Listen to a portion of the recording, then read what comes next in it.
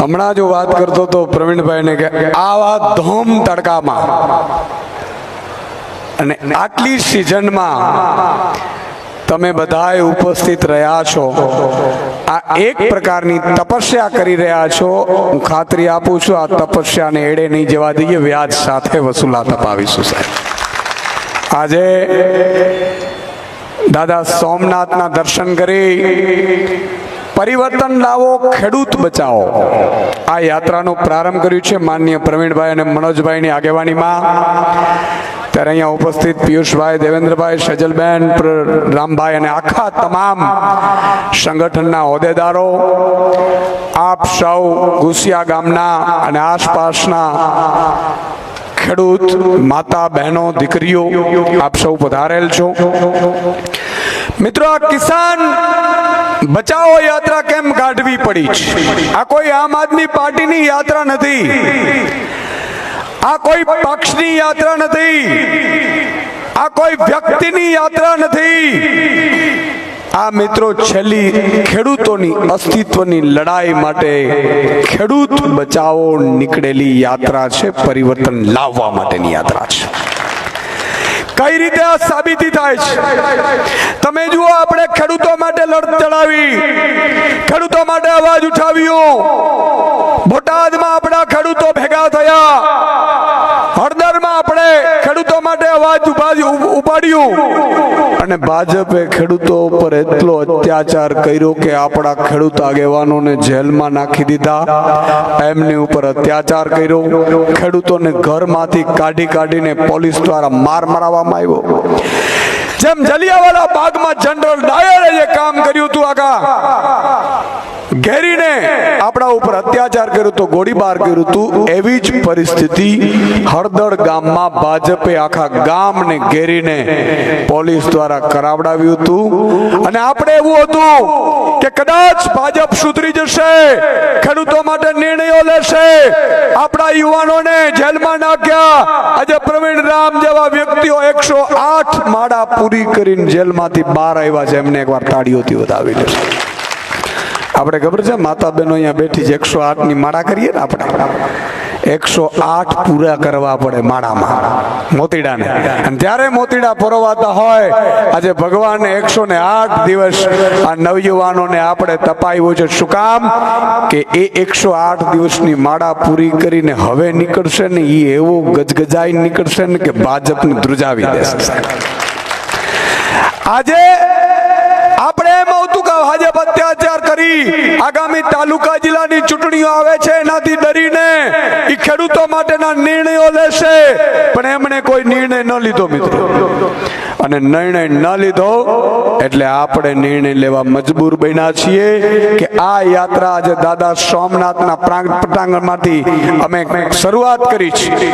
અને પ્રવીણભાઈ ગામના ઘુસિયામાંથી, એમના ગામથી શરૂઆત કરી છે. એમણે કીધું કે સુદાનભાઈ, મારે મારા ગામની તપસ્યા જોવી છે, એમના લોકોની તપસ્યા જોવી છે, એટલે અહીંયાથી શરૂઆત કરી છે.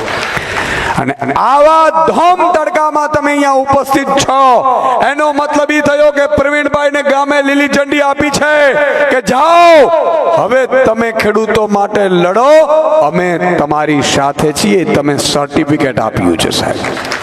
હા, નહીં તો ઘણાને મેં જોયું છે, આખા ગુજરાતમાં દેશમાં ફરતા હોય પણ ગામમાં પૂજ્યું ભાઈ પૂજતું ન હોય.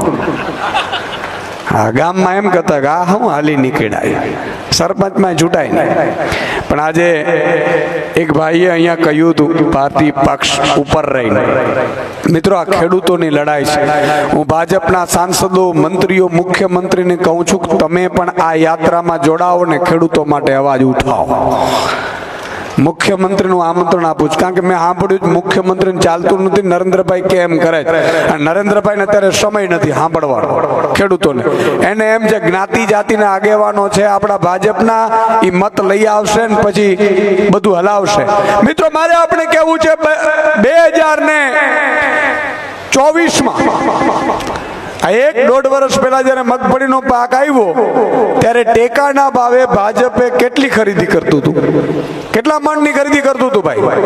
200 મણની કરતું હતું ને? આ ખબર છે કે નથી ખબર? 200 મણ ખરીદી કરતું હતું.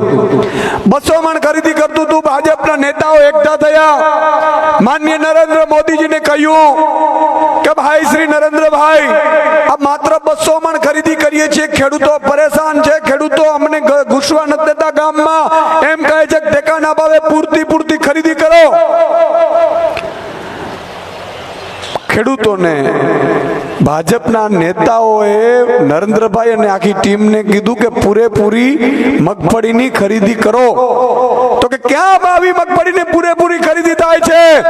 એટલે ખેડૂતોએ કીધું, ભાજપના નેતાઓએ કીધું નરેન્દ્રભાઈ અને આખી ટીમને કે પંજાબમાં જાઓ, પંજાબમાં જેટલી ફસલ ઉપજ જે પણ ખેડૂત પકવે એ સરકાર પૂરેપૂરી ફસલ પાક વીમાની જરૂર નથી, પૂરેપૂરી ફસલ પ્રધાનમંત્રી ફસલ વીમા યોજનાની પણ જરૂર નથી, ત્યાં આખી સરકાર ખરીદે છે. મિત્રો એકવાર એના માટે તાળીઓ થઈ જાય. તમને ખબર હશે નહીં કદાચ.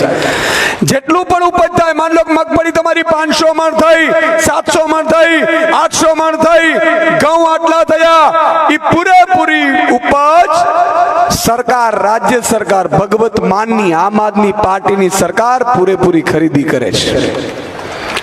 ત્યારે ભાજપના અહંકારી નેતાઓ, મંત્રી, મુખ્યમંત્રીએ કીધું કે આપણે જરૂર નથી, આપણે કોળી સમાજનો આપણો આગેવાન છે, શું કામનો છે? પટેલ સમાજનો આગેવાન છે, શું કામનો છે? ઠાકોર સમાજનો આગેવાન છે, શું કામનો છે? એને કયો મતલબ આપણે માત્ર 200 મણ જ મગફળી ખરીદી કરો. બધાએ વિચાર કર્યું કે અમુક ભાજપના હારા નેતાઓએ કે આ 200 મણ ન રાખો, આપણે ગોટે ચડી જશું. આ બધા ખેડૂતો પછી અમને ઘૂસવા નથી દેતા, કે નાના જ્ઞાતિના આગેવાનો ઉતારી દો, તાલુકા પંચાયતનો સભ્ય આપણો ઉતારી દો, એને ટાર્ગેટ આપી દો, સરપંચોને ટાર્ગેટ આપી દો, જિલ્લા પંચાયતના સભ્યોને ટાર્ગેટ આપી દો, કોર્પોરેટરનો ટાર્ગેટ આપી દો, તમારા બૂથમાંથી મત નીકળવા જોઈએ, નહીં તો આજે ઘુસિયાથી સોમનાથનો રસ્તો છે ને તમને નહીં મળે કોન્ટ્રાક્ટમાં. આ વાત સાચી કરું છું ભાઈ? બરોબર સમજાય છે વાત? કેટલાને સમજાય છે? હાથ ઊંચો કરો એટલે મને બરોબર ખબર પડે. હા, બધાને સમજાય છે. એટલે એમણે એવું કીધું કે આપણે મગફળી 200 મણ ખરીદવી છે, માત્ર 200 મણ. અને મિત્રો માત્ર 200 મણ ખરીદી કરી, અને આશ્ચર્યની સાથે કહું છું તમને, આખા ગુજરાતમાં ચૂંટણી આવી, લોકસભાની ચૂંટણી આવી, નરેન્દ્રભાઈ મોદીના નામ ઉપર ચૂંટણી આવી, અને બધાએ ખેડૂતોએ હોંશે કમળનું બટન દબાવ્યું. બધી સીટ જીતી ગયા. પાછી નરેન્દ્રભાઈ આવ્યા. જે ભાજપના હારા નેતાઓ કહેતા હતા, ખેડૂત આગેવાનો, કે સાહેબ આ 200 મણમાં ન થાય, હું થયું પ્રજાને આપો નહીં, પ્રજાને જેટલું લૂંટો ને જેટલું અત્યાચાર કરો ને જેટલું પોલીસથી લાઠીચાર્જ કરાવો ને એટલી પ્રજા વધારે મત આપે. એ લોકોએ અંદરો અંદર કીધું. આવું સૂત્રો દ્વારા મને માહિતી મળી છે. મારા પાસે સૂત્રો પાકા. હવે તમને બીજી વાત કરું. એમણે ભાજપે પછી આદેશ કર્યો કે માત્ર 70 મણ મગફળી જ ખરીદો ભાઈ આ વખતે. એટલે ફરીથી ભાજપના નેતાઓ એકઠા થયા કે સાહેબ 70 મણ ખરીદી કરીશું મગફળીની, તો આ લોકો ઘૂસવા નહીં દે, કોડીનારમાં નહીં ઘૂસવા દે, સોમનાથમાં નહીં ઘૂસવા દે, જુનાગઢમાં નહીં ઘૂસવા દે. તો કે એની ચિંતા ના કરો, માત્ર 70 મણ ખરીદ્યો એટલે ડબલ મત મળશે. કેમ? તો કે આ પ્રજા ભોળી છે, ખેડૂતો ભોળા છે, ખેડૂતોના પત્નીઓ ભોળા છે, એમને આ કાંઈ ખબર પડતી નથી. એને એટલું કહેજો કે નરેન્દ્ર મોદી છે તો આપણે જીવતા છીએ, નરેન્દ્ર મોદી છે તો આપણે વિશ્વમાં ડંકો વાગે છે, નરેન્દ્ર મોદી છે એટલે વિશ્વ ગુરુ છીએ, આવું બધું સંભળાવજો એટલે સાંભળી લે, મત આપી દે. આ વાત સાચી છે? આ વાત થયા પછી મિત્રો મને ખબર પડી, અમે આમ આદમી પાર્ટી મનોજભાઈ અમે બધા ભેગા થયા. મેં કીધું ભાઈ 70 મણ મગફળી ખરીદે ને તો મારે તો અનશન કરવું છે, ભલે જી થાય. અને આમ ખરેખર મારે થોડાક દિવસ જેલમાં જવું છે, આરામ નથી મળતો સારું બહાર. પ્રવીણભાઈ કહે છે ગોઠવી નાખીએ, એમ તૈયારી જ છે એને. હા, તો હું એમ કહેવા માંગુ છું મિત્રો કે એ લોકોએ નક્કી કર્યું, પછી આપણે અનશનની આંદોલનની ચીમકી આપી એટલે ઘણા ભાજપડાએ પાછા ગયા કે તાલુકા જિલ્લામાં ભુજ્યું ભાઈ મત નહીં આપે, આપણા તાલુકા પંચાયતના સભ્યો જાય છે ગામડામાં, એટલે સરપંચો એમ કહે છે કે ભાઈ હવે પાછા ન આવતા, અહીંયા 70-80 મણ ખરીદી દે તો કોઈ મત નહીં આપે. હવે તો બહેનોએ સમજી ગઈ છે, એવું કીધું કે કોને મત આપો, તો ભાજપને. એટલે બહેનોએ પાછી વાળે છે, પાછા ખાવાનું નહીં આપો. એના ઘરવાળાને એવું કે ભાજપના કાર્યકર્તાને એના કાર્યકર્તાના પત્ની એવું કહે છે કે ભાજપે કઈ વધવા નથી દીધું ને હવે મત આપીને પાછો આવ્યો તો હું જમવાનું બનાવવાની નથી. આવા પાકા રિપોર્ટ છે આપણી પાસે. બહેનોએ આવું કીધું. એટલે મિત્રો 125 મણ ખરીદી કરી. હું આપણે છેલ્લી 2 વાત કરીને મારી વાત પૂરી કરીશ કે આપણે ઘરે ઘરે જવાનું છે, ગામે ગામે જવાનું છે. મારા માતા બેન દીકરીઓ અહીંયા બેઠી છે. તમે કથામાં જાઓ, ભાગવત સપ્તાહમાં જાઓ, લગ્નગાળો છે તો એમાં જાઓ, એમાં ટોળકી બેઠી હોય, ધીરેકથી તમારે વાત કાઢવાની કે સાંભળ્યું છે કે હવે 125 મણ ખરીદી કરવાના છે. આ વખતે તાલુકા જિલ્લામાં ફરીથી ભાજપને મત આપીશું તો માત્ર 40 મણ જ મગફળીની ખરીદી કરવાની છે. એ વાત સાચી? આવું કહેવાનું છે તમારે. ખરેખર જો મત હવે ભાજપને પડ્યા તાલુકા જિલ્લામાં સાહેબ, મામો જાણીને, કાકો જાણીને, નાનો જાણીને, કા તો આપણો છે, આપણો મામો ભાજપમાં છે એમ કરીને જો ભાજપને મત પડ્યા તો લખી લેજો. પછી સુદાનભાઈ કે પ્રવીણભાઈ કે મનોજભાઈ નહીં આવે તમારી વારે, કારણ કે અમારી પાસે સત્તા હશે તો કરી શકશું, બાકી પછી ફરીથી જેલમાં મોકલી દો. અમે એકવાર જેલમાં જઈ આવીશું. પણ તમને મગફળી 200 મણ ખરીદી નહીં થાય, નહીં થાય, નહીં થાય. રાડું ન પાડતા. એટલે ભાજપ વાળાને તમારે કહી દેવાનું છે કે ભટના દીકરાઓ અમને લેખિત આપી દો. હાલો ભાજપ વાળા મત માંગવા આપે એમ કહી દેવાનું કે અમારો મગફળી છે, કેરીનો પાક છે, જે પાક અહીંયા ઉપજ થાય છે ટેકાના ભાવે ખરીદી પૂરેપૂરી કરવામાં આવે એવું તમે લેખિતમાં આપી દો. એટલે આપણે ભાજપને મત આપો છે એમ કહેજો. આ બરોબર કહું છું?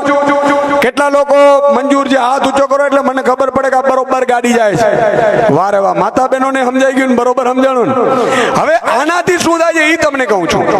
મામો ને કાકો ભાજપમાં હોય, ભાજપ વાળાને એવું છે કે આપણો આ છે એ માણસ મજબૂત છે, જિલ્લા પંચાયત લડશે એટલે જીતી જશે, તાલુકા પંચાયત લડશે એટલે જીતી જશે. શું કામ? કે હમણાં ટેકાના ભાવે મગફળી ખરીદી કરીને એને ટેકાનું કેન્દ્ર આપ્યું હતું ને 2 કરોડ વૈધા છે. એ રૂપિયા વેરી દેશે સરપંચોને. ઘણા બિચારા સરપંચો લેતા નથી, બહુ સારા માણસ હોય છે તાલુકા જિલ્લાના નાન ગામે ગામ. મિત્રો જે ટેકાના ભાવે 1 ટેકાનું કેન્દ્ર તમે મગફળી આપવા જાઓ છો ને એ ભાજપ વાળો હોય છે. ભાજપ વાળો ખરીદી કરે છે ને એને 2 મહિનામાં 2 કરોડ રૂપિયાની આસપાસ પ્રોફિટ મળે છે. પણ આ વખતે જો આવે ભાજપમાંથી કોઈ મામો, કાકો કે નાનો કે નાની, અમારે સીટ રિઝર્વ હોય તો નાની માને મૂકે જ, ખબર? આપણા નાની માં તમારે એક વાત કરવાની છે સાહેબ કે આ વખતે જો ભાજપમાંથી આવે તો ભગવાન કૃષ્ણને યાદ કરવાનું છે, મારા કાળિયા ઠાકરને યાદ કરવાનું છે. ભગવાન કૃષ્ણ જ્યારે અર્જુનને કહેતા હતા કે બાણ માર સામે, ત્યારે અર્જુને કીધું કે સામે મારા દાદા છે ભીષ્મ, મારાથી બાણ ન ઉપડે. મારો ભાઈ કર્ણ છે, મારાથી બાણ ન ઉપડે. મારો ભાઈ દુર્યોધન છે, બાણ ન ઉપડે. ત્યારે ભગવાન કૃષ્ણએ કીધેલું અર્જુનને કે સપાટ કર, ઉપાડ, નહીં તો આ તને મારી નાખશે. અને કૃષ્ણની સામે અર્જુને જોઈને વિચાર કર્યું કે સાચું તો કે મારામાંથી શીખ. કંસ મારો શું થતો હતો? કંસ મારો શું થતો હતો? એટલે અર્જુને કીધું કે તમારો હગો મામો થતો હતો. સાહેબ અસત્યના રસ્તે હગો મામો હોય ને એને ગોળીએ દીધો છે તો તું હું ની રાહ જુએ છે સાહેબ? એટલે કદાચ આમો મામો આવે ભાજપમાંથી તો તમારે ભગવાન કૃષ્ણને યાદ કરવાનો છે. ઈશુદાનભાઈ કીધું હતી વાત આપણે પકડી રાખવાની છે. આ બરોબર છે કે નહીં? અને તમારા વડીલોમાં ખબર છે ગામમાં 2 જણા જાપે બેઠા જ હોય છે. એ જાપે બેઠા હોય ને એને આ મગજમાં ઉતારી આવો કે પંજાબમાં આમ આદમી પાર્ટીની સરકાર છે, બધું ટેકાના ભાવે લઈ લે છે. અને એટલું નહીં, કોઈ પણ વેપારી કદાચ ખેડૂતમાંથી માલ લેવાનું નક્કી કરે, એના ઘરે જાય તો 1 પણ રૂપિયો ટેકાના ભાવેથી નીચે ખરીદી ન કરી શકે, નહીં તો એને જેલમાં જવું પડે. મિત્રો આ વ્યવસ્થા આમ આદમી પાર્ટીએ પેદા કરી છે અને આપણું સપનું છે. આ રહી વાત ભાજપની, પણ કદાચ આમ આદમી પાર્ટીની આગામી તાલુકા જિલ્લાઓની સરકાર આવશે તો શું થશે? તો તાત્કાલિક પરિવર્તન નહીં આવે, પણ તાલુકા જિલ્લામાં માની લો કે તમને ખબર પડી કે જુનાગઢ જિલ્લા પંચાયત આમ આદમી બની, પોરબંદર જિલ્લા પંચાયત આમ આદમી બની, દ્વારકા જિલ્લા પંચાયત આમ આદમી બની, જામનગર જિલ્લા પંચાયત આમ આદમી પાર્ટીની બની. આવા જ્યારે મેસેજો છૂટશે એટલે ભાજપ વાળા મીટિંગ કરશે ને તરત કહેશે કે એક કામ કરો, ખેડૂતોને હવે જે જૂના પાક વીમા યોજનાના 8,000 કરોડ બાકી બાકી છે એની તાત્કાલિક ચૂકવણી કરો એટલે તમારા ખાતામાં ખર કરીને 1-1 લાખ રૂપિયા આવી જાય. પેલું કામ આ થાય. બીજું એમ થાય ખેડૂત આગેવાનોને કહેશે કે બોલો શું કરવાનું છે, કે ટેકાના ભાવે પૂરેપૂરી ખરીદી કરવી પડે, પ્રધાનમંત્રી ફસલ વીમા યોજના યોગ્ય કરવી પડે, આપણે રસ્તા બનાવીએ છીએ રસ્તા બનાવવા પડે. આ કામ ભાજપ વાળા તુરંત ચાલુ કરશે 2027 સુધીમાં, અને 27માં તમે આમ આદમી પાર્ટીની સરકાર બનાવશો. પછી શું થશે એની હું ઝલક આપું છું તમને સાહેબ. પછી તમારે આ ખબર છે થાંભલા નાખે છે વચ્ચેથી, મરજી પડે ખેતરમાંથી હાઈ ટેન્શન અહીંયા છે કે નથી પ્રોબ્લેમ, હાઈ ટેન્શન લાઈનમાંથી નાખે છે સાહેબ. તમારો ખેતર હશે, અત્યારે એવું છે કે ભાજપ વાળો કોન્ટ્રાક્ટમાં લઈ લે, ગુંડો કે લુખો ભાજપ વાળો હોય એ કોન્ટ્રાક્ટ લઈને પોલીસને લઈને આવે, મારા ખેડૂતોના ખેતરના વચ્ચે થાંભલા નાખે. પણ જ્યારે આમ આદમી પાર્ટીની સરકાર હશે અને કદાચ કોઈ ગુસ્તાખી કરી આવી અને મારો ખેડૂત આવીને મિસકોલ મારશે અને એમાં જો પોલીસ કે કલેક્ટર સંડોવાયેલા છે તો બીજે દિવસે સસ્પેન્ડ થઈ જશે. આ વ્યવસ્થા પેદા કરવાના છે. એટલું નહીં, આમ આદમીની સરકાર બનાવવાની છે, કોઈ ખાસ આદમીઓની નહીં, કોઈ કલેક્ટરોની નહીં, કોઈ નોકરોની નહીં. આમ આદમી પાર્ટી મારો ખેડૂત, મજૂર અને શ્રમિક એ જ્યારે ખેડૂત ખેતરમાંથી નીકળતો હોય, અહીંયા જાપે સોમનાથના જાપે પોલીસ વાળા ઊભા હશે, બે પાવતી આપતા હશે, પાવતી આપે છે ને સાહેબ. આપણે એવું નિયમ લાવવો છે કે મારા ખેડૂતો 25-50ની સ્પીડમાં જતા હોય મોટરસાયકલમાં, કોઈ પાવતીની જરૂર નથી. હાલ નિકાટ આવી વ્યવસ્થાઓ પેદા કરવાની છે. કાનૂન આપણે બનાવવાના જ ભાઈ. કાનૂન કોણ બનાવે? આ લોકોને કાનૂન બનાવવા બેહાડ્યા છે, પણ કરે છે શું ખબર છે? કાનૂન એવા બનાવે છે કે લૂંટ કેમ વધારે મળે. તમે વિચાર કરો, 3 ઉપજ લઈ શકાય નહીં. નાળિયેરીનો પાક માટે શું વ્યવસ્થા છે ભાઈ? કેરીના પાક માટેની શું વ્યવસ્થાઓ છે ભાઈ? ક્યારે સહાય મળી છે? આજે મિત્રો હું જ રાજનીતિમાં આવ્યો ને એક નમૂનો તમને આપું. હું સવારે 11-11:30 ઓફિસે પહોંચ્યો. મારો કાર્યક્રમ મહામંથન આવતો હતો, તમને ખબર છે કે નહીં? ઈ જ છે ભાઈડો. હા એમ ભૂલી ન જતા ભાઈ. સવારે 11 મિત્રો ગયો એટલે મારી ટીમમાંથી મેમ્બર આવ્યા, મને કે સાહેબ આજે એક ખેડૂત જુનાગઢમાં આપઘાત કર્યું છે અને સુસાઇડ નોટમાં તમારું નામ લખીને ગયા છે. એટલે મેં કીધું શું વાત કરે છે? આપણે તો ડર લાગે. મેં કીધું હું તો કોઈ દિવસ મળ્યો નથી અને ખેડૂતે આપઘાત કર્યો ને મારું નામ ટપકારી દીધું, આ થયો હું સજા? એટલે મેં એ સુસાઇડ નોટ વાંચી.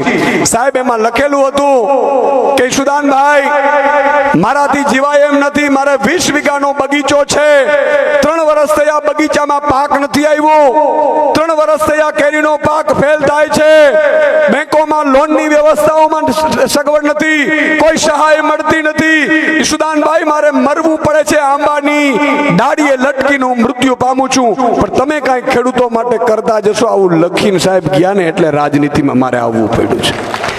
હજી કોઈ મને રાજનીતિ શોખ નથી સાહેબ, આ રાજનીતિમાં મજબૂરી છે. આજે પણ ભાજપ એમ કેમ કે આ ખેડૂતોના 20 કામ આપણે કરી દઈએ મજૂરો શ્રમિકોના, તો આજે પણ આપણે સંન્યાસ લઈ લેવું જોઈએ. હું એને કહું છું કે આ ખરીદવા બરીદવા ધંધા બંધ કરી દો, આવો મોરે મોરા. બરોબર, અમે તમને કહીએ ને તમે કામ કરો એટલે આપણે રસ્તે ભાઈ. આ ધંધો કોણ કરે ભાઈ? પણ ભાજપમાં મિત્રો 2000માં ફેક્ટરીમાં કોઈને નોકરી ન રાખે ને, ધારાસભ્યો સાંસદો મંત્રીઓ બની ગયા છે ને એટલે લૂંટ ચલાવે છે. અને ભણના દીકરા એવી લૂંટ ચલાવે છે ને જેસીબીઓથી ભરે જો કે જેટલું ભરાઈ જાય 100 પેટી ગયા. હમણાં એક ભાજપ વાળાને કીધું મેં તમારી ફાંદ મોટી થઈ ગઈ, તાકી સુદાનભાઈ બહુ હાચવવું પડે. 50 પેટીનું કર્યું છે, ખાલી 100 પેટીનું કરવાનું છે, પછી મૂકી દેવાનું છે. પણ હું તમને મિત્રો એક ખાતરી આપીને જાઉં છું, ભાજપ વાળાને જેટલી લૂંટ ચલાવી એટલી ચલાવી લેજો. પોણા 2 વર્ષ તમારા હાથમાં શાસન છે. જે દિવસે 2027માં આ ગુજરાતની જનતા, આ મારા ખેડૂતો, આ મારા મજૂરો શ્રમિકો, આ મારા નાના કર્મચારીઓ જે દિવસે આશીર્વાદ આપશે, જ્ઞાતિ જાતિ ધર્મ ભૂલીને આમ આદમી પાર્ટીની સરકાર બનાવશે, ત્યારે ખાતરી આપું છું કે ભાજપના નેતાઓએ હજારો કરોડની સંપત્તિ જે બનાવી છે ને જપ્ત કરીને તમારા ખાતામાં નખાવડાવી છે, વ્યાજ સાથે વસૂલાત કરીશું. એટલે આટલી વાત કરી. તમે આજે ખૂબ તડકામાં પણ અહીંયા બેઠા રહ્યા, ઉપસ્થિત રહ્યા, અને આખી હું આમ આદમી પાર્ટીની ટીમને, આપ સૌને, માતા બહેનોને, વડીલોને પણ વંદન, નતમસ્તક વંદન કરું છું. આવી માવડીઓના આશીર્વાદ બહુ લાગે, કારણ કે ડાયરેક્ટ કનેક્શન એમ ના હોય. નાનું બાળક અને માં વડીમાં એ શું છે ખબર છે? પાર થઈ જાય પછી આ બધામાંથી જંજાળમાંથી નીકળી જાય એટલે ડાયરેક્ટ ભગવાન એની જોડે જ હોય. ભોળિયો અહીંયા ભગવાન હોય, કપટીઓ અહીંયા ભગવાન ન હોય. આ ગામની બૂચ મારીને પછી ઉદ્ઘાટન કરતો અહીંયા ભગવાન ન હોય. અહીંયા કટકીઓ જ થતા ને એને ઘરે ચા પીઓ ને એટલે તમારી મતિ ભ્રમ થઈ જાય. એટલે આ બધીમાં માતાજીઓ પણ આજે આશીર્વાદ આપવા આવી છે અને હું આશા રાખું છું કે પ્રવીણભાઈ ઉપર તમારા એવા આશીર્વાદ રહીએ, દેવેન્દ્રભાઈ ઉપર તમારા એવા આશીર્વાદ રહીએ કે જ્યારે જ્યારે એમને જરૂર પડે ત્યારે તમે એવો હેત વર્ષાવો. મંચ ઉપર પોતાનું સ્થાન ગ્રહણ કરે. આજ રોજ મારા પોતાના ઘર, મારા પોતાના ગામ અને જ્યાંથી હું મોટો થયો, જ્યાં મારો જન્મ થયો, જે ધરતીમાંથી હું રમતો રમતો મોટો થયો, એ ધરતીની અંદર, એ ગામની અંદર, એ પટાંગણની અંદર માનની ઈશુદાનભાઈ ગઢવી આજે મહેમાન તરીકે બન્યા છે. માનની મનોજભાઈ સોરઠી આજે આપણા મહેમાન છે. સાથે સાથે મંચસ્થ તમામ મહાનુભાવો, આવો બંને વિજયભાઈ, ધવલભાઈ બંને આવો. ધવલભાઈ યુવા સરપંચ છે વાડલાના, હમણાં જ ચૂંટાયા છે. તાળીઓના ગડગડાટથી વધાવો. ઇકો ઝોન પછી હમણાં સરસ, આવો. સાથે સાથે દેવેન્દ્રભાઈ સોલંકી જે કાયમી માટે આપણી વચ્ચે હરહંમેશ લડતા રહે છે, અવાજ ઉઠાવતા રહે છે, પ્રશ્નો માટે લોકોની વચ્ચે કાયમી માટે સતત અવિરત હોય છે. જેલની અંદર મારી સાથે ઘણી બધી યાતનાઓ ભોગવી અને પેલા એનું એફઆઈઆરમાં નામ નહોતું, પણ જેવું એનું નામ આવ્યું એટલે મને પોરહ ચડ્યો કે આજ કોક મિત્ર મારા ભેગો આવ્યો છે. પેલા એફઆઈઆરમાં નામ નહોતું એટલે એ કે હું છટકી ગયો, બચી ગયો. પણ જેવા અમે ત્યાં કોર્ટમાં હાજર થયા ત્યાં એ ભાઈએ સામે હાજર થયા કે મને પકડી લીધો, મને મજા આવી, કાંઈ વાંધો નહીં. હવે એવા પિયુષભાઈ પરમાર, સાથે સાથે સેજલબેન ખૂટ પણ ઘણા સમયથી લાંબી લડાઈઓની અંદર, ઉનાની અંદર પોતાનું મહત્વનું યોગદાન આપે છે. અમારા જિલ્લા પ્રમુખ રામભાઈ, તાલુકા પ્રમુખ ભાઈ ભીમશીભાઈ અને તમામ મહાનુભાવો મંચસ્થ અમારે ભાઈ વિપુલભાઈ, તમામ જેટલા પણ અમારી બે નામ રહી જાય તો પાછો પ્લસ માઇનસ થાય એટલે જેટલા બેઠા એ બધાને એકઈને એમાં મહત્વના લોકો છે. અને એના કરતાં વિશેષ ઈશુદાનભાઈ અને માનની મનોજભાઈ, વિશેષ વાત મારા માટે એ છે કે આ ગામની અંદર આપણે યાત્રાની શરૂઆત કરી અને જ્યારે પહેલી સભા અહીંયા, આમ તો પહેલા બીજા ગામની અંદર સભા હતી, પણ મારી પોતાની એવી ઈચ્છા હતી કે 108 દિવસની જેલ અને એ પછી જ્યારે હું ગુજરાતના ખેડૂતોની વચ્ચે જો જતો હોય તો મારે પહેલા મારા ગામમાંથી જ નીકળવું છે. મારે મારા ગામના વડીલોના, મારા માતા પિતાના, મારા વડીલોને જે અહીંયા મોટી સંખ્યામાં બહેનો ઉપસ્થિત છે એના આશીર્વાદ લઈને જ આ ધરતીમાંથી નીકળવું છે. એ મારી ઈચ્છા હતી. એટલા માટે મેં નક્કી કર્યું કે પહેલી સભા તો મારા ગામમાં જ થવી જોઈએ.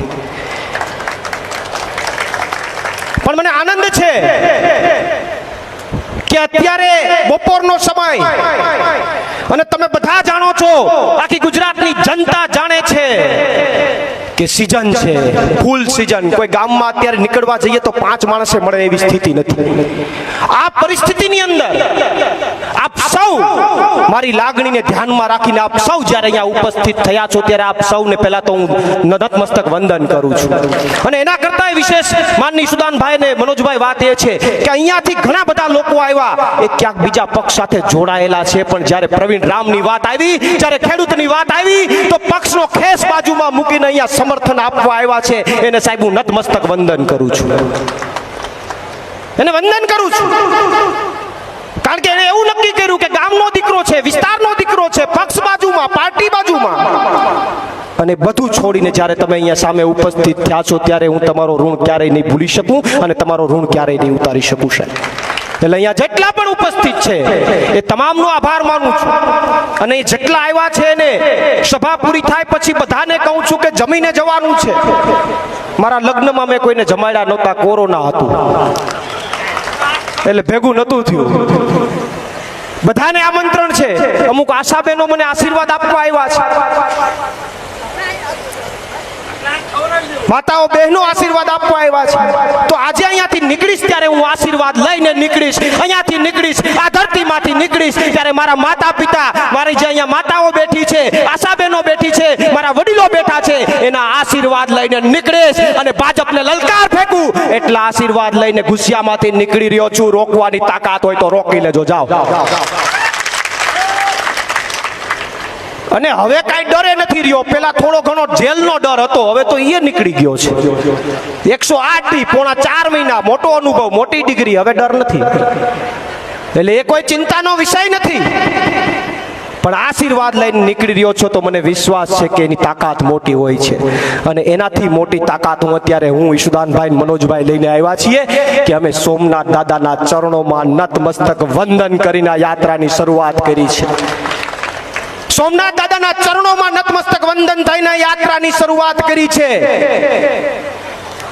અરે ભગવાન ચંદ્ર, આપણો ઇતિહાસ છે કે ભગવાન ચંદ્રને જ્યારે શ્રાપમાંથી મુક્તિ મેળવવી હતી ત્યારે એણે સોમનાથ મંદિરમાં તપ કરેલું, પ્રભાસ ક્ષેત્રની અંદર તપ કરેલું. તો સાહેબ અમે પણ ખેડૂતોની જે પીડા છે, ગુજરાતના ખેડૂતોની પીડા છે, એમાંથી ખેડૂતોને મુક્તિ મળે એ માટે સોમનાથ મહાદેવના દર્શન કરીને આ તપ કરવા ગુજરાતમાં નીકળ્યા છે. સોમનાથનો બીજો ઇતિહાસ છે કે વીર હમીરજી ગોહિલ અને વીર ખોડાજી ભીલ, વીર વેગડાજી ભીલ કોળી સમાજના, એમણે સોમનાથ મંદિર માટે પોતાના પ્રાણની આહુતિ આપેલી છે. ત્યારે અમે સોમનાથ મંદિરે દર્શન કરીને પ્રાણ લીધા છે કે સાહેબ એમણે સોમનાથ મંદિર માટે પ્રાણ આપેલા છે. અમે ગુજરાતના ખેડૂતો માટે લડવા નીકળ્યા છે અને મારા ગુજરાતના ખેડૂત માટે પ્રાણ આપવા પડે તો આ ઘુસિયાનો દીકરો ક્યાંય અટકવાનો નથી. આ યાત્રા જે લઈને નીકળ્યા છે કે પરિવર્તન લાવો, ખેડૂતો બચાવો, આ યાત્રાનું ટેગલાઈન ફેરવવી પડી.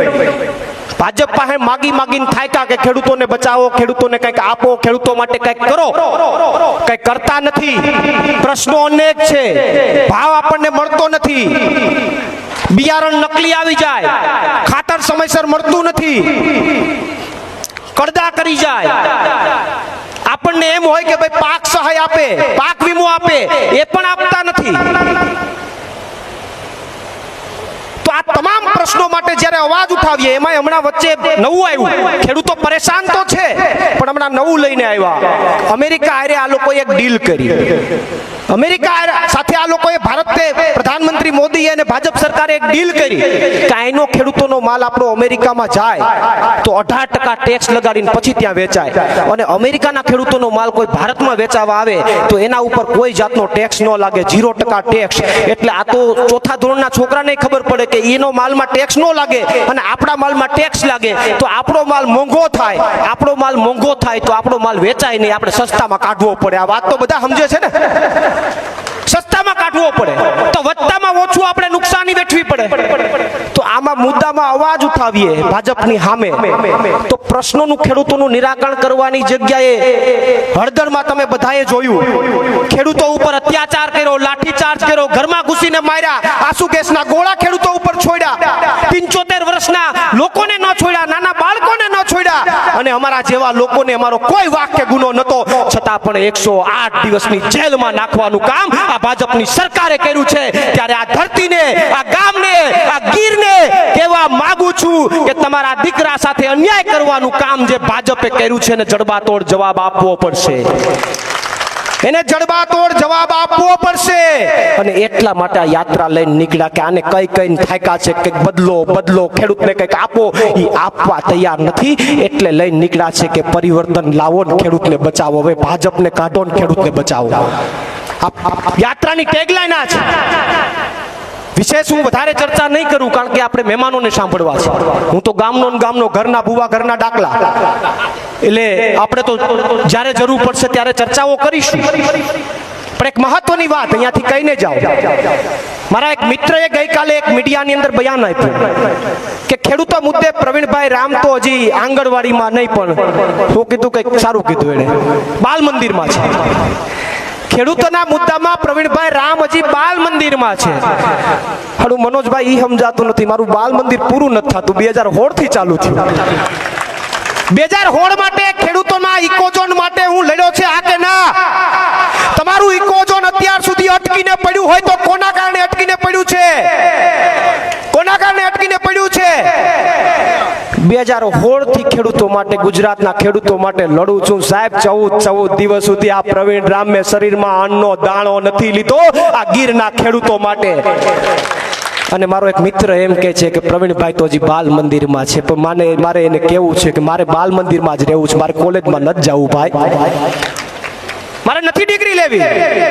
બાલ મંદિરમાં હોય તો બાલ મંદિરના છોકરાઓ છે એના પેટમાં પાપ ન હોય, એ નિષ્પક્ષ ભાવે લોકો માટે કામ કરતા રહી. મારે તમારી વચ્ચે એવું જ રહેવું છે બાલ મંદિરનો છોકરો બનીને. મારે કોલેજનો છોકરો કે ડિગ્રી નથી લેવું, કારણ કે કોલેજના છોકરા કંટ્રોલમાં નથી રહેતા, પછી ભાગી જાય આડાવડા. એટલે આપણે એ નથી કરવું, આપણે બાલ મંદિરમાં જ રહેવું છે. પણ વિશેષ ચર્ચા ન કરતા હું મારા ગામની અંદર તમામ મહાનુભાવોને આવકારું છું. આ યાત્રાની શરૂઆત થઈ છે સોમનાથથી, 8 તારીખે ગાંધીનગર પહોંચશે. ગાંધીનગર મોટી ખેડૂતોની મહાસભા થશે, જેમાં માનનીય અરવિંદ કેજરીવાલજી પણ પધારવાના છે. આપ સૌને ત્યારે પણ આમંત્રણ છે.